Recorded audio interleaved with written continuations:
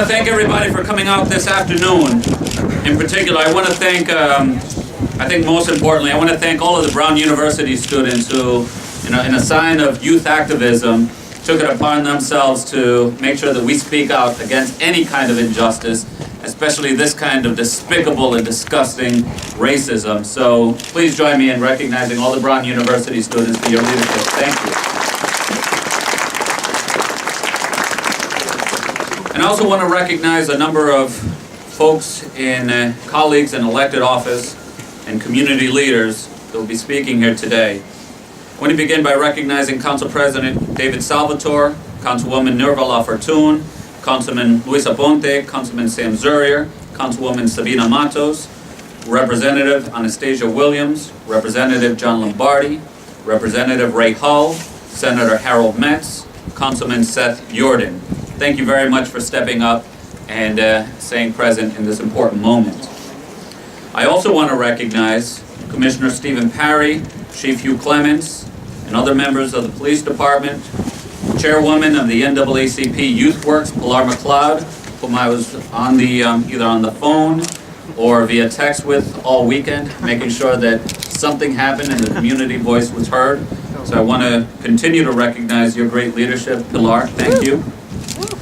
I also want to recognize the President of the NAACP of the Providence branch, Jim Vincent.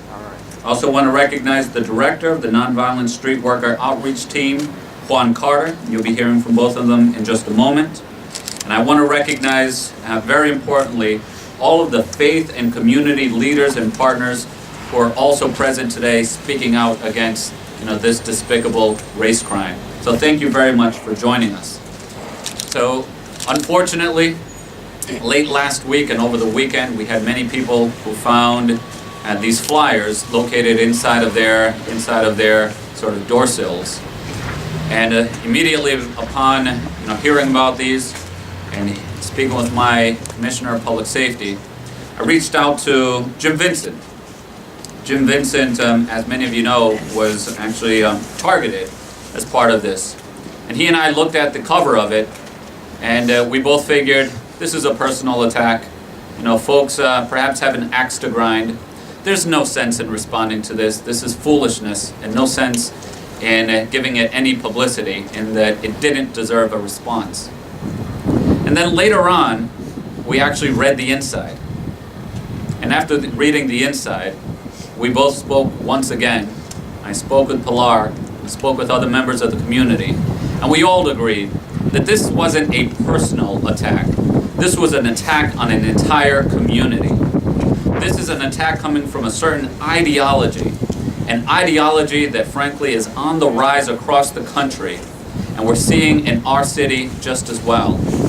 This is an assault on the values that we hold dear and the principles by which we live our lives here in Providence. And that's that we are an inclusive city. We are a caring city. We are a kind city. We are a compassionate city.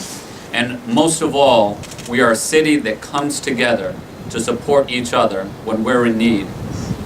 And unfortunately, when you read the inside of this flyer, this is against everything that we stand for.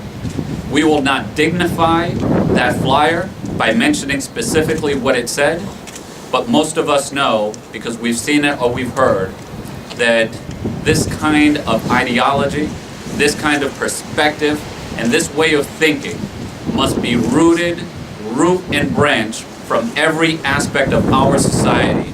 And so our message is to anyone out there who's watching and listening, and anyone who might be sympathetic with the words and message in that flyer, you do not belong in our community, and that hate that you bring will not be tolerated.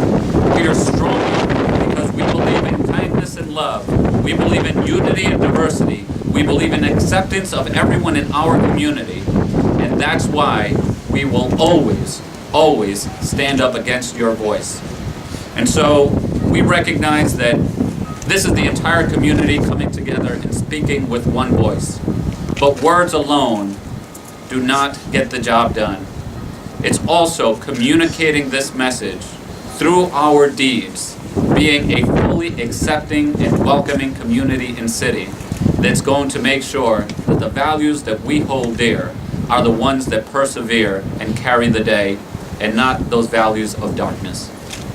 So once again, I want to thank all of the members of the community that are gathered here today, saying no to that rhetoric and that language and that message, and saying yes to a compassionate, kind, and loving one.